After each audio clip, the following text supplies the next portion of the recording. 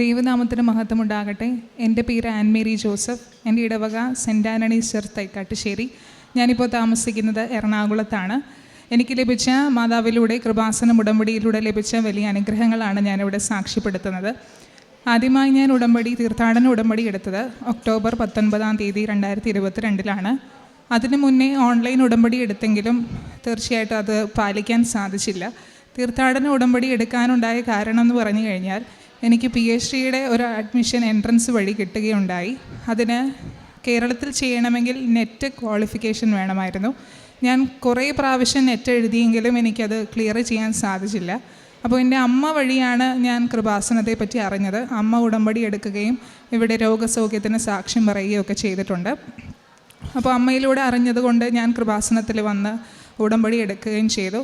ഉടമ്പടി കൃത്യമായിട്ട് പാലിച്ചുവെങ്കിലും ആദ്യത്തെ തീർത്ഥാടന ഉടമ്പടിയിൽ ഞാൻ വചനവായന കംപ്ലീറ്റ് ആയിട്ട് എനിക്ക് ചെയ്യാൻ പറ്റിയില്ല. പക്ഷേ ആ പ്രാവശ്യത്തെ റിസൾട്ട് മറ്റ് റിസൾട്ടുകളൊക്കെ തന്നെയും കമ്പയർ ചെയ്ത് നോക്കുമ്പോൾ ഏറ്റവും കൂടുതലുള്ളൊരു നെറ്റ് റിസൾട്ടായിരുന്നു. എങ്കിൽ പോലും എനിക്ക് 21 മാർക്കിന് ആ നെറ്റ് ക്ലിയർ ചെയ്യാൻ സാധിച്ചില്ല. അപ്പോൾ ഞാൻ വളരെ നിരാശയോടെ ആയിരുന്നു. പക്ഷേ അതിനു മുൻപും ഞാൻ MSW പഠിച്ചത് കൊണ്ട് പലരും എന്നോട് പറഞ്ഞിട്ടുണ്ട്, വിദേശത്തേക്ക് പോകുന്നതാണ് എപ്പോഴും നല്ലതെന്ന്. എൻ്റെ വീട്ടിൽ നിന്നും സഹോദരങ്ങളും മറ്റ് സഹപ്രവർത്തകരൊക്കെ പറഞ്ഞിട്ടുണ്ട്. പക്ഷെ അതൊന്നും ഞാൻ അന്ന് കാര്യമായിട്ട് എടുത്തില്ല. ഈ നെറ്റ് 5ാമത്തെ പ്രാവശ്യവും കിട്ടാതെ ആയപ്പോഴേക്കും എനിക്ക് മനസ്സിലായി എൻ്റെ ജീവിതത്തിലെ ദൈവത്തിൻ്റെ പദ്ധതി വേറൊന്നാണെന്ന്.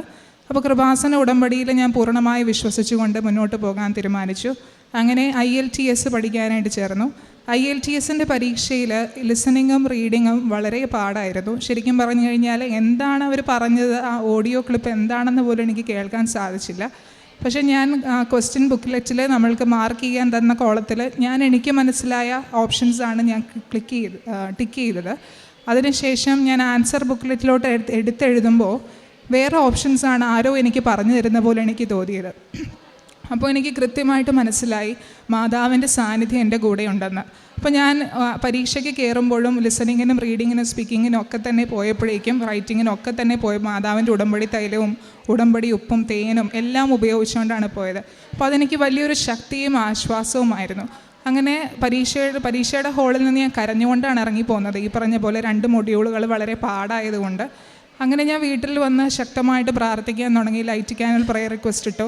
റിസൾട്ട് ഞാൻ ഇവിടെ ഇരുന്നാണ് ഞാൻ നോക്കിയത്. അത്ഭുതകരമായിട്ട് മാതാവ് എനിക്ക് ആ 2 വിഷയങ്ങൾക്കും 7 എന്ന സ്കോർ നൽകി. അതായത് 40-ൽ 30-ന് മേലെയുള്ള മാർക്കുകളാണ് 7 എന്ന് പറയുന്ന സ്കോർ. അത് ഞാൻ എത്ര പഠിച്ചു പോയി എഴുതിയാലും അവിടെ വെച്ച് അന്ന് സംഭവിച്ചത് വെച്ച് നോക്കുമ്പോൾ ശരിക്കും മാതാവിൻ്റെ ഇടപെടൽ കൊണ്ട് മാത്രമാണ് ആ സ്കോർ എനിക്ക് ലഭിച്ചത്. അതിനുശേഷം കാനഡയുടെ പ്രോസസ്സിന് വേണ്ടിയിട്ട് പല കാര്യങ്ങളും മുന്നോട്ട് പോകാൻ തുടങ്ങി. നല്ലൊരു ഏജൻസി എനിക്ക് കിട്ടി. ശരിക്കും പറഞ്ഞാൽ മാതാവിൻ്റെ പേരിലുള്ള തന്നെ ഒരു ഏജൻസി എനിക്ക് കിട്ടി. അപ്പോൾ ആ ഏജൻസിയിൽ ചെന്ന് ബാക്കി കാര്യങ്ങളൊക്കെ മുന്നോട്ട് പോകാൻ തുടങ്ങി. അതിനുശേഷം ഉടമ്പടിയിൽ ചെറുതായിട്ടൊന്ന് ഉഴപ്പിയത് കൊണ്ട് എനിക്ക് ആ അഡ്മിഷൻ കിട്ടിയില്ല. അതിന് കാരണം എന്ന് വെച്ചാൽ ഫിനാൻസ് റെഡിയായില്ലായിരുന്നു. പിന്നീട് ഞാൻ ഇവിടെ വന്ന് 2ാമത് ഉടമ്പടി പുതുക്കിയതിന് ശേഷമാണ് ഉടമ്പടി എന്താണെന്നുള്ള ഉടമ്പടിയുടെ കോർ എന്താണെന്ന് എനിക്ക് അന്നാണ് മനസ്സിലായത്.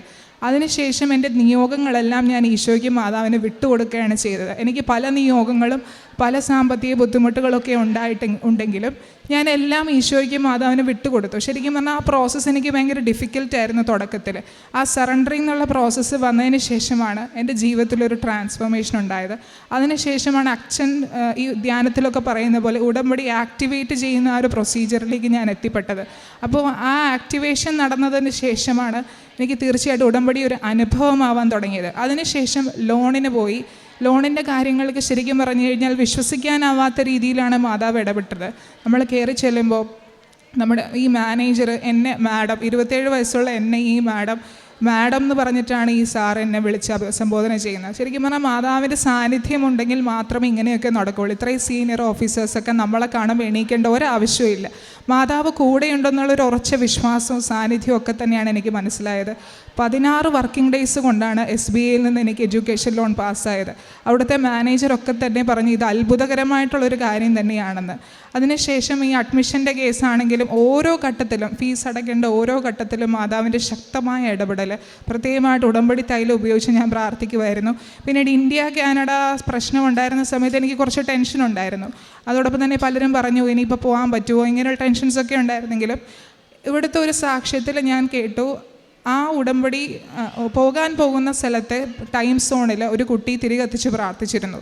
അതേപോലെ ഞാൻ ഇവിടെ 3 മണിക്ക് എല്ലാ ദിവസവും ഉച്ചയ്ക്ക് 3 മണിക്കെന്ന് പറയുമ്പോൾ കാനഡയിലെ വെളുപ്പിനെ 5:30 സമയമാണ്. ആ സമയത്ത് ഞാൻ വീട്ടിൽ തിരി കത്തിച്ച് പ്രാർത്ഥിക്കാൻ, ഞങ്ങളുടെ കുടുംബം മൊത്തം തിരി കത്തിച്ച് പ്രാർത്ഥിക്കാൻ തുടങ്ങി. അത് ഞങ്ങൾക്ക് വലിയൊരു ആശ്വാസമായി തീർന്നു. അങ്ങനെ ഉടമ്പടി തിരി കത്തിച്ച് ഈ ടൈം സോൺ വെച്ച് തിരി കത്തിച്ച് പ്രാർത്ഥിക്കാൻ തുടങ്ങിയപ്പോൾ ഈ ഇന്ത്യ കാനഡ പ്രശ്നങ്ങൾക്കൊക്കെ പതിയെ ഒരു അയവ് വരാൻ തുടങ്ങി. അതിനുശേഷം ഈ പറഞ്ഞ പോലെ അഡ്മിഷനും കാര്യങ്ങളൊക്കെ തന്നെ റെഡിയായി. നവംബർ 15-ാം തീയതിയാണ് ഞാൻ വിസയ്ക്ക് വെച്ചത്. അന്ന് എനിക്ക് ഡെങ്കിപ്പനി വന്ന് വളരെ ക്ഷീണിതയായിട്ട് അവശയായിട്ടിരിക്കുമ്പോഴാണ് ഞാനത് സബ്മിറ്റ് ചെയ്തത്. പകുതി പോലും ഞാൻ എന്താണെന്ന് നോക്കാതെയാണ്. പക്ഷേ മാതാവിൻ്റെ ഉടമ്പടി തൈലവും ഉപ്പൊക്കെ വെച്ച് പ്രാർത്ഥിച്ച് വിശ്വാസത്തോടെ ഞാനത് സബ്മിറ്റ് ചെയ്തു.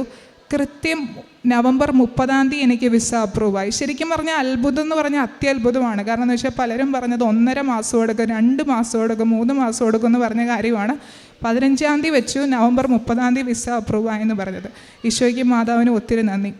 അതോടൊപ്പം തന്നെ വിസ മെഡിക്കലിന് പോയപ്പോഴേക്കും ഡോക്ടർ നമ്മളെ പരിശോധിക്കുമ്പോൾ പറഞ്ഞത് എനിക്ക് ഓൾറെഡി തൈറോയ്ഡ് ഉണ്ടായിരുന്നു. അപ്പോൾ തൈറോയ്ഡ് ഇവിടുന്ന് പ്രാർത്ഥിച്ചതിൻ്റെ ഫലമായിട്ട് നമുക്ക് നോർമലായി കിട്ടിയിരുന്നു. പക്ഷേ ഡോക്ടർ ചെന്ന് നോക്കിയപ്പോഴേക്കും അവർ അങ്ങനെ തൊട്ട് നോക്കിയപ്പോൾ പറഞ്ഞു, ഇവിടെ ഒരു നൊഡ്യൂളുണ്ട്, അത് ചിലപ്പോൾ ക്യാൻസറസ് ആവാൻ സാധ്യതയുണ്ട്, അതുകൊണ്ട് നിങ്ങൾ എന്തായാലും അൾട്രാസൗണ്ട് സ്കാൻ ചെയ്യണം. അൾട്രാസൗണ്ട് സ്കാൻ ചെയ്ത് അതിൻ്റെ റിപ്പോർട്ട് വരാതെ ഞങ്ങൾ മെഡിക്കൽ റിപ്പോർട്ട് മൂവ് ചെയ്യില്ല എന്ന് പറഞ്ഞു. ശരിക്കും പറഞ്ഞു കഴിഞ്ഞാൽ താഴെ ഇരുന്നു കൊണ്ട് എൻ്റെ അപ്പനും അമ്മയും നന്നായി പ്രാർത്ഥിച്ചിരുന്നു, ഉടമ്പടി വസ്തുക്കളൊക്കെ ഉപയോഗിച്ച് പ്രാർത്ഥിച്ചിരുന്നു. ഞാനും താഴെ വന്ന് ഉടമ്പടി തൈലമൊക്കെ പുരട്ടി. അൾട്രാസൗണ്ടിൻ്റെ റൂമിലേക്ക് പോകുമ്പോൾ ഞാൻ ഒരു തരി ഉപ്പ് അവിടെ ഇട്ട് പ്രാർത്ഥിച്ചു, മാതാവേ എൻ്റെ കൂടെ ഉണ്ടാകണമേ, ഈ മെഡിക്കൽ പാസ്സായി കഴിഞ്ഞാൽ തീർച്ചയായിട്ടും ഞാൻ വന്ന് സാക്ഷ്യം പറഞ്ഞിരിക്കും എന്ന് പറഞ്ഞ് ഞാൻ പ്രാർത്ഥിച്ചു. അങ്ങനെ അൾട്രാസൗണ്ട് അവർ പ്രത്യേകം നിർദ്ദേശിച്ചിരുന്നു. അവരുടെ സ്റ്റാഫ് അൾട്രാസൗണ്ട് റേഡിയോളജിസ്റ്റുമായി തന്നെ ആ സ്കാൻ ചെയ്യണം എന്നവർ പറഞ്ഞിരുന്നു. അങ്ങനെ ഒരു സമയമെടുത്തുള്ളൊരു സ്കാനായിരുന്നു. ശരിക്കും പറഞ്ഞു കഴിഞ്ഞാൽ ആ സ്കാനിൻ്റെ റിസൾട്ട് വന്നവരെ ശരിക്കും ഞങ്ങൾ മാതാവിനെ നിർത്തിയിട്ടില്ല. അത്രയും ഞങ്ങൾ മുട്ടിപ്പായിട്ട് പ്രാർത്ഥിച്ചതിൻ്റെ ഫലമായിട്ട് ഒരു കുഴപ്പവുമില്ല. ഡോക്ടർ പറഞ്ഞത് നൊഡ്യൂൾസ് ഉണ്ടാവും, ഭാവിയിൽ ക്യാൻസർ വരും, ഇങ്ങനെയുള്ള ചിന്തകളൊക്കെയാണ് ഡോക്ടർ തന്നത്. പക്ഷേ മാതാവിൻ്റെ ശക്തിയേറിയ മധ്യസ്ഥയാൽ ഞങ്ങൾ പ്രാർത്ഥിച്ചതിൻ്റെ ഫലമായിട്ടും ഉടമ്പടി ഉപ്പും തൈലവും ഒക്കെ പുരട്ടിയതിൻ്റെ ഫലമായിട്ടും അങ്ങനെ ആ റിപ്പോർട്ടിൽ നോർമൽ റിപ്പോർട്ടെന്ന് ഞങ്ങൾക്ക് കിട്ടി. അതോടൊപ്പം അന്ന് ഡോക്ടർ പറഞ്ഞു, നിങ്ങൾ തിരിച്ച് വീട്ടിൽ ചെല്ലുമ്പോഴേക്കും PCOD ഉണ്ടോ എന്ന് ചെക്ക് ചെയ്യണമെന്ന് പറഞ്ഞു. അപ്പോൾ ഞാൻ ആകെ പേടിച്ചു, കാരണം ഓൾറെഡി തൈറോയ്ഡ് ഉള്ളവർക്ക് PCOD ഉണ്ടാകുമെന്ന് പലരും പറഞ്ഞ് കേട്ടിട്ടുണ്ട്.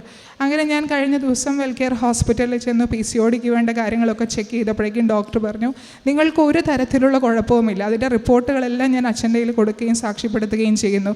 പരിശുദ്ധ അമ്മയ്ക്ക് ഒത്തിരി നന്ദി. കാരണം ഈ അത്ഭുതകരമായ സൗഖ്യം എന്ന് പറയുകയാണെങ്കിൽ പലരും പറയുന്നുണ്ട് ചിലപ്പോൾ PCOD ഉണ്ടായത് മാറിപ്പോയതായിരിക്കാം. ഞാൻ തൈലം വയറ്റിലും എൻ്റെ തൈറോയിഡിൻ്റെ ഭാഗത്തുമൊക്കെ ഞാൻ പുരട്ടി പ്രാർത്ഥിക്കുന്നു, അതോടെ എനിക്ക് സൗഖ്യം കിട്ടിയെന്ന് പൂർണ്ണമായി ഞാൻ വിശ്വസിക്കുന്നു. അതോടൊപ്പം തന്നെ എനിക്ക് കിട്ടിയ ദൈവിക അനുഭവങ്ങളെന്ന് പറയുകയാണെങ്കിൽ ഈ രണ്ടാമത് ഉടമ്പടി പുതുക്കിയതിന് ശേഷമാണ് മരിയ ഭക്തിയിലേക്ക് എനിക്ക് വരാൻ സാധിച്ചത്. ഒരു ദിവസം 4 ജപമാലയെങ്കിലും പൂർണ്ണമായിട്ട് ചെല്ലണമെന്ന് ഞാൻ എന്നോട് തന്നെ നിബന്ധന വെച്ചിരുന്നു. അതോടൊപ്പം തന്നെ ഒരു ദിവസം 10 അധ്യായം ബൈബിള് വായിക്കുക എന്നുള്ളത്. ഈ 10 അധ്യായം വായിച്ച് കഴിയുമ്പോൾ തന്നെ മനസ്സിന് ഭയങ്കര ആശ്വാസമാണ്. അതോടൊപ്പം തന്നെ മരിയൻ ട്രാക്കിലേക്ക് നമ്മൾ വരുന്നത് അങ്ങനെയാണെന്നാണ് എനിക്ക് മനസ്സിലായത്. ഈ ഉടമ്പടി പുതുക്കി ഉടമ്പടിയുടെ കോറ് മനസ്സിലാക്കിയതിന് ശേഷമാണ് മാതാവിലൂടെ ഈശോയിലേക്ക് നമ്മൾ പറയുന്ന പ്രാർത്ഥന കൂടുതൽ ഫലവത്താകുന്നത്. പിന്നെ 2022 ഞാൻ പഠിപ്പിച്ചിരുന്ന കോളേജിൽ നിന്ന് ഇൻ്റർനാഷണലി ഒരു പേപ്പർ പ്രസൻറ്റ് ചെയ്യാനായിട്ട് പോകാൻ സാധിച്ചു. അതോടൊപ്പം തന്നെ ഞാൻ പഠിച്ചിരുന്ന സമയത്താണ്, MSW പഠിച്ചിരുന്ന സമയത്താണ് ആദ്യമായിട്ട് കൃപാസനത്തെക്കുറിച്ച് കേട്ടതെന്ന് പറഞ്ഞല്ലോ. ആ കാലഘട്ടത്തിൽ ഞാൻ കൃപാസനത്തെ കുറിച്ച് കേട്ടപ്പോൾ അന്ന് എനിക്കൊരു പ്ലേസ്മെൻറ്റ് കിട്ടുകയും ആ പ്ലേസ്മെൻറ്റിന് പോയ സ്ഥലത്ത് തന്നെയാണ് ഞാൻ വീണ്ടും പഠിപ്പിക്കാനായിട്ട് പോയപ്പോഴേക്കും എനിക്കൊരു പ്ലേസ്മെൻറ്റ് കിട്ടിയത്. പഠിച്ചുകൊണ്ടിരുന്ന സമയത്ത് പ്ലേസ്മെൻറ്റ് കിട്ടിയ സ്ഥലത്താണ് വീണ്ടും 2 വർഷം കഴിഞ്ഞ് ടീച്ചറായിട്ട് ഞാൻ അവിടെ പേപ്പർ പ്രസൻറ്റ് ചെയ്യാൻ പോയത്. അന്ന് അവിടെ എത്തി പേപ്പർ പ്രസൻറ്റ് ചെയ്തുകൊണ്ടിരുന്നപ്പോഴാണ് എനിക്ക് മനസ്സിലായത് ഇത് മാതാവിൻ്റെ വലിയൊരു ഇടപെടലാണ്. പോയതൊരു സ്റ്റുഡൻ്റായിട്ടാണ് ആദ്യം, 2 വർഷം കഴിഞ്ഞ് തിരിച്ചൊരു ടീച്ചറായിട്ട് അവിടെ പ്രസൻറ്റേഷൻ ചെയ്യാൻ എനിക്ക് സാധിച്ചു. അത് മാതാവിന് ഒത്തിരി നന്ദി പറയുന്നു. മാത്രമല്ല തിരിച്ചുള്ള യാത്ര, അന്ന് 2022 തിരിച്ചുള്ള അന്ന് ഞാൻ ഉടമ്പടിയിലാണ്. തിരിച്ചുള്ള യാത്രയിൽ ഞാൻ എപ്പോഴും നമ്മുടെ ക്യാബിൻ ബാഗിൽ എപ്പോഴും മാതാവിൻ്റെ ഉടമ്പടിയുടെ ഭക്തവസ്തുക്കളെല്ലാം കൈവച്ചിരുന്നു. ഭയങ്കര ഒരു ക്രൈസിസോട് കൂടിയൊരു ഫ്ലൈറ്റായിരുന്നു അത്. തിരിച്ച് മുംബൈയിൽ നിന്ന് കൊച്ചിയിലേക്ക് എത്താനായിട്ട് വളരെ ബുദ്ധിമുട്ടായിരുന്നു. എപ്പോഴും എമർജൻസി അലാംസൊക്കെ അടിച്ചുകൊണ്ടിരിക്കുകയായിരുന്നു. അപ്പോൾ ഞാൻ എപ്പോഴും മാതാവിനോട് പ്രാർത്ഥിച്ചു, മാതാവേ സേഫായിട്ട് ലാൻഡ് ചെയ്ത് കഴിഞ്ഞാൽ അടുത്ത ഫ്ലൈറ്റ് കയറുന്നതിന് മുന്നേ ഞാൻ തീർച്ചയായിട്ടും അമ്മയുടെ സന്നിധിയിൽ വന്ന് പ്രാർത്ഥിക്കുകയും സാക്ഷ്യപ്പെടുത്തുകയും ചെയ്യുമെന്ന്. പിന്നെ ദൈവാനുഭവം എന്ന് പറയുകയാണെങ്കിൽ പല വിധത്തിൽ പലരിലൂടെയൊക്കെ നമുക്ക് മാതാവിൻ്റെ സാന്നിധ്യം മനസ്സിലാക്കാൻ സാധിക്കും. പ്രത്യേകമായിട്ട് ബാങ്കുകളിൽ പോകുമ്പോൾ, പറഞ്ഞ പോലെ വിസയുടെ കാര്യത്തിനൊക്കെ പോകുമ്പോൾ, നമ്മൾക്കറിയാത്തവരൊക്കെ തന്നെ മാതാവിൻ്റെ ശക്തിയേറെ മധ്യസ്ഥയാൽ നമ്മളെ സഹായിക്കുന്ന കാര്യത്തിൽ നമുക്ക് മനസ്സിലാക്കാൻ സാധിക്കും. പ്രത്യേകിച്ച് ഈ ബാങ്കിലൊക്കെയുള്ള ഓഫീസേഴ്സൊക്കെ വളരെ സീനിയറായിട്ടുള്ള ഓഫീസേഴ്സാണ്. അവരൊക്കെ തന്നെ നമ്മളെ കാണുമ്പോഴേക്കും വളരെ വളരെ സ്നേഹത്തോടെയൊക്കെ നമ്മളോട് പെരുമാറുമ്പോൾ നമുക്ക് മനസ്സിലാക്കാൻ സാധിക്കും മാതാവിൻ്റെ ഒരു ഐഡൻറ്റിറ്റി, മാതാവ് തരുന്ന ഈ കൃപാസനത്തിൻ്റെ ഈ ഉടമ്പടിയുടെ ഒരു ഐഡൻറ്റിറ്റി നമുക്കുള്ളത് കൊണ്ടാണ് എല്ലാവരും നമ്മളെ റെസ്പെക്റ്റ് ചെയ്യുകയും ഒക്കെ ചെയ്യുന്നതെന്ന് മനസ്സിലാക്കുന്നു. അതോടൊപ്പം തന്നെ എൻ്റെ ഒരു കസിൻ സിസ്റ്റർ, അവർ കാനഡയിലാണ്. അവർക്ക് സെക്കൻഡ് ഡെലിവറി ഭയങ്കര കോംപ്ലിക്കേറ്റഡ് ആയിരുന്നു. അപ്പോൾ അവരുടെ കുടുംബമൊക്കെ കൃപാസനത്തിൽ ഉടമ്പടി എടുത്തിട്ടുണ്ട്. എനിക്ക് വളരെ പേഴ്സണലി അറിയാവുന്ന ചേച്ചിയാണ് ടിനു ചേച്ചി. ആ ചേച്ചിയുടെ സെക്കൻഡ് ഡെലിവറി ഭയങ്കര കോംപ്ലിക്കേറ്റഡ് ആയിരുന്നു. അപ്പോൾ ഞങ്ങളെല്ലാവരും പ്രാർത്ഥിച്ചു. ഞാൻ മാതാവിനോട് പ്രത്യേകമായിട്ട് പ്രാർത്ഥിച്ചു. എൻ്റെ നെറ്റിയിൽ ഞാൻ തൈലം പുരട്ടി പ്രാർത്ഥിച്ചു, മാതാവേ, സഞ്ചാരി മാതാവായ അമ്മയ്ക്ക് ഒന്നും അസാധ്യമായിട്ടില്ലല്ലോ, അതെല്ലാം നോർമലാക്കി കൊടുക്കണമേ. അങ്ങനെ പ്രാർത്ഥിച്ച് കൃത്യം അരമണിക്കൂറിന് ശേഷം ഞങ്ങൾക്ക് അവിടെ നിന്ന് മെസ്സേജ് വന്നു, എല്ലാം നോർമലായി, നല്ലൊരു ആൺകുഞ്ഞിനെ നൽകി ദൈവം അനുഗ്രഹിച്ചു വന്നു. ഇത്രയേറെ നന്മകൾ നൽകിയ മാതാവിന് ഒത്തിരി നന്ദി. അതോടൊപ്പം തന്നെ ഈ 25-ാം തീയതി ക്രിസ്മസിൻ്റെ അന്ന് ഞാൻ കാനഡയ്ക്ക് പോവുകയാണ്. മാതാവ് എൻ്റെ കൂടെ പൂർണ്ണമായും ഉണ്ടെന്ന് ഞാൻ വിശ്വസിക്കുന്നു. ഇനിയുള്ള എൻ്റെ ജീവിതത്തിൽ മരണം വരെ വിശ്വസ്തയോടെ ഉടമ്പടിയിലായിരിക്കുവാൻ വേണ്ടി ഞാൻ പ്രാർത്ഥിക്കുന്നു. യേശുവേ നീ, യേശുവേ സ്തുതി. പ്രേക്ഷിത പ്രവർത്തനങ്ങളായിട്ട് ഞാൻ ഓൾറെഡി ഒരു സോഷ്യൽ വർക്കർ ആയതുകൊണ്ട് എനിക്ക് കുറേ കാര്യങ്ങൾ ചെയ്യാനായിട്ട് താല്പര്യമുള്ള കൂട്ടത്തിലായതുകൊണ്ട് ഞാൻ ഇടയ്ക്കിടയ്ക്ക് ഓൾറെഡി ഉടമ്പടിയിലുള്ളപ്പോഴും അതിന് മുന്നേ തന്നെ സോഷ്യൽ വർക്ക് റിലേറ്റഡ് കാര്യങ്ങൾ ചെയ്യാറുണ്ടായിരുന്നു. പക്ഷേ എന്നാൽ ഉടമ്പടിയിൽ വന്നതിന് ശേഷമാണ് നമുക്കൊരു കാര്യം മനസ്സിലായത്, ദൈവസ്നേഹത്തോടു കൂടി ഉടമ്പടി ചെയ്യുക എന്നുള്ളത്, കാരുണ്യപ്രവർത്തികൾ ചെയ്യുക എന്നുള്ളത്. പത്രവിതരണവും മറ്റു കാര്യങ്ങളൊക്കെ ഉണ്ടെങ്കിലും കാരുണ്യപ്രവൃത്തിയിൽ കുറച്ചുകൂടെ ദൈവസ്നേഹത്തോടെ ആയിരിക്കാനായിട്ട് എനിക്ക് സാധിച്ചു. എൻ്റെ വീടിൻ്റെ അടുത്ത് ഓർഫനേജുകളുണ്ട്, അതോടൊപ്പം തന്നെ ഓൾഡ് ഏജ് ഹോംസ് ഉണ്ട്. അവിടെ ചെന്ന് നമ്മൾ അവിടുത്തെ മാതാപിതാക്കളോട് സംസാരിക്കുകയും അവരോടൊപ്പം ക്രിസ്മസും ഓണമൊക്കെ സെലിബ്രേറ്റ് ചെയ്യുകയൊക്കെ ചെയ്തു. മാത്രമല്ല അവരോട് സംസാരിച്ചിരിക്കുക എന്നുള്ളത് തന്നെയാണ് ഏറ്റവും വലിയ നന്മ. ആരോരുമില്ലാതെ വിഷമിക്കുന്നവരാണ് ഈ പ്രായമുള്ള മാതാപിതാക്കൾ. പിന്നെ ഓൾഡ് ഏജ് ഹോമിലെ മദർ തെരേസ ഹോമിലെ സിസ്റ്റേഴ്സ്, അവരുമായിട്ട് സഹകരിച്ച് കാരുണ്യപ്രവർത്തികൾ ചെയ്യാൻ സാധിച്ചു. അങ്ങനെ പല വിധത്തിൽ കാരുണ്യപ്രവർത്തികൾ ചെയ്യുന്നത് വഴി നമുക്ക് ഈശോയെ കൂടുതൽ അറിയാനായിട്ടുള്ള കൃപ ലഭിച്ചു. ഞാൻ ആദ്യം ചെയ്തിരുന്നത് ഒരു വർക്ക് എന്നുള്ള രീതിയിലാണ് കാരുണ്യപ്രവർത്തികൾ ചെയ്യുന്നത്. പിന്നീട് എനിക്ക് മനസ്സിലായി ദൈവത്തെ കൂടുതൽ അറിയാനായിട്ട് നമ്മൾ പറയുന്നതില്ലേ, ഇതെല്ലാം ചെയ്യുമ്പോൾ ഈശോയ്ക്ക് വേണ്ടിയാണ് ചെയ്യുന്നതെന്ന് പറയുന്ന പോലുള്ളൊരു ഫീല് നമുക്ക് കിട്ടാൻ തുടങ്ങി. യേശുവേ നന്ദി, യേശുവേ സ്തുതി. പരിശുദ്ധ അമ്മയുടെ സാന്നിധ്യത്താൽ ലഭിച്ച അനുഭവങ്ങളാണ്. ഇപ്പം നമ്മൾ ഇവിടെ സ്റ്റുഡൻസ് ആയിട്ടുള്ളവർ സാക്ഷ്യം പറയുമ്പോൾ എപ്പോഴും നിങ്ങൾ സ്റ്റുഡൻസ് പറഞ്ഞിട്ടുള്ള സാക്ഷ്യങ്ങൾ എടുത്ത് നോക്കുമ്പം അവർ ഈ ഒരു ഉടമ്പടിയെ കുറച്ചൊരു സിലബസ് പോലെ നോക്കിക്കാണും. അതായത് ഇവിടെ ഉടമ്പടിയിൽ സാക്ഷ്യം പറഞ്ഞിട്ടുള്ള സ്റ്റുഡൻസിൻ്റെ സാക്ഷ്യത്തിൽ അവരെപ്പോഴും ഇതിൻ്റെ മെയിൻ പോയിൻ്റ് എന്താണ്, ഇപ്പോൾ പഠിക്കുന്ന പിള്ളേരൊക്കെ എപ്പോഴും ഒരു പരീക്ഷയ്ക്ക് പോകുമ്പോൾ ഏറ്റവും പ്രധാനപ്പെട്ട പോയിൻ്റുകളെല്ലാം നോക്കിയിട്ട് പോവും, ഏറ്റവും പ്രധാനപ്പെട്ട നോക്കിയിട്ട് പോകും, ബാക്കി മറന്നു പോയാൽ അതെങ്കിലും എഴുതാം. അപ്പോൾ ഇവിടെ ഈ സാക്ഷ്യം പറയുന്നവരെല്ലാവരിലും ഇപ്പം എന്തുകൊണ്ടാണ് ഉടമ്പടി ഉണ്ടായത്, റെലവൻസ് എന്താണ്, അതിൻ്റെ അൾട്ടിമേറ്റ് എയിം എന്താണെന്നൊക്കെ ഉള്ളൊരു ബോധ്യം, ഒരു പക്ഷേ അവർ പഠിക്കുന്ന കുട്ടികളായതുകൊണ്ടും ചെറുപ്പമൊക്കെ ആയിരുന്നതുകൊണ്ടും അവരിതിൻ്റെ ലോജിക്കിനെ കുറിച്ച് ചിന്തിക്കും. ഒരു പക്ഷേ അതവർക്ക് ഭയങ്കര ഉപകാരമായിട്ട് മാറും. അപ്പോൾ ഇതിൻ്റെ ഏറ്റവും പ്രധാനപ്പെട്ട ലോജിക്കെന്ന് പറയുന്നത് ഈ ലോകത്തിലെ കാര്യങ്ങളെല്ലാം ക്രമപ്പെടുത്തി തരിക എന്നുള്ളതല്ല, അത് ഒരു അവസരം മാത്രമാണെന്നുള്ളതാണ്. അതാണ് ഈ മകളുമായ സാക്ഷ്യം ശ്രദ്ധിച്ചിരിക്കുമ്പോൾ MSW കഴിഞ്ഞ് അത്യാവശ്യം പഠനവും എല്ലാം പൂർത്തിയാക്കി അടുത്തൊരു സ്റ്റേജിലേക്ക് പോകുമ്പം ഈ മകൾ പറഞ്ഞ സാക്ഷ്യത്തിൽ ഇത് വ്യക്തമാണ്. അതായത് ഉടമ്പടി വ്യക്തമായിട്ട് പഠിക്കുന്നവർക്ക് മനസ്സിലാവും ഇത് നമ്മുടെ ഈ ലോകത്തിലെ കാര്യങ്ങളും പാസ്സാവാനും വീട്ടിലെ കാര്യങ്ങൾ ക്രമപ്പെടുത്തുവാൻ, രോഗം മാറണം, അതിനും അപ്പുറം ഒരു വ്യക്തിക്ക് ഉടമ്പടി സമ്മാനിക്കുന്ന വേറൊരു ദൈവാനുഭവമുണ്ട്.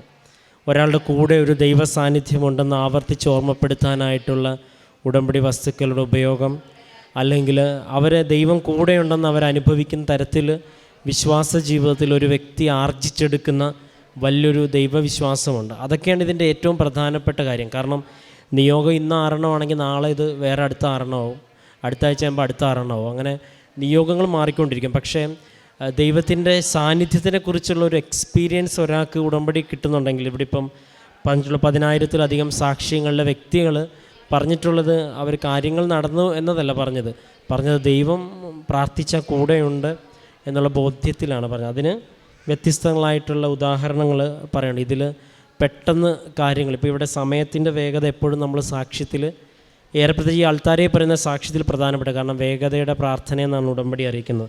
എത്രയും വേഗം 10-15 ദിവസത്തിനുള്ളിൽ തന്നെ കാനഡ എന്ന് ചിന്തിച്ചു തുടങ്ങുന്നതിന് മുമ്പ് തന്നെ കാര്യങ്ങളെല്ലാം ക്രമപ്പെട്ട് അങ്ങോട്ട് പോകാനുള്ളത് ക്രമപ്പെടുന്നുണ്ടെങ്കിൽ ഇപ്പം നമ്മളത് കേട്ടിട്ട് വിശ്വസിക്കുന്നുള്ളതല്ല, അത് കാനഡയിലേക്ക് പോകാൻ ശ്രമിക്കുന്നവർക്കും അവിടെ ചെന്നെത്തിയവർക്കും ഇതിനുവേണ്ടി പഠിക്കുന്നവർക്കുമാണ് ഇതിൻ്റെ സീരിയസ്നെസ് കറക്റ്റായിട്ട് മനസ്സിലാകത്തുള്ളൂ. ഒരു പക്ഷേ എത്രയും വേഗം അമ്മയുടെ ഒരു ഇടപെടൽ ഉണ്ടായെന്നുള്ളതും, ഒപ്പം ജീവിതത്തിൽ ഓരോ നിമിഷം, അതൊരു ഓഫീസിൽ പോകുന്ന സമയത്താണെങ്കിലും എല്ലാത്തിലും ദൈവത്തിൻ്റെ ഒരു സാന്നിധ്യം കൂടെ ഉണ്ടെന്നുള്ളൊരു അനുഭവം.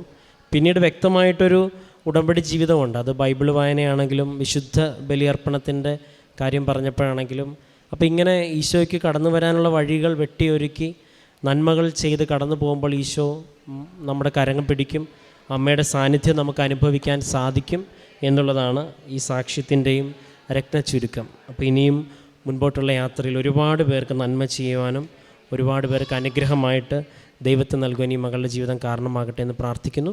നമുക്ക് കരങ്ങളടിച്ച് ദൈവത്തിൻ്റെ നാമം മഹത്വപ്പെടുത്താം. അത്യപൂർവ ദൈവാനുഭവങ്ങൾ ഇനി നിങ്ങൾക്കും സ്വന്തം. ഈ യൂട്യൂബ് ചാനൽ ഇതുവരെ സബ്സ്ക്രൈബ് ചെയ്തിട്ടില്ലെങ്കിൽ ഇപ്പോൾ തന്നെ സബ്സ്ക്രൈബ് ചെയ്യുക. ഈ വീഡിയോ ഇപ്പോൾ തന്നെ നിങ്ങളുടെ സുഹൃത്തുക്കൾക്ക് ഷെയർ ചെയ്തുകൊണ്ട് കർത്താവിൻ്റെ പ്രേക്ഷിതരാകുക.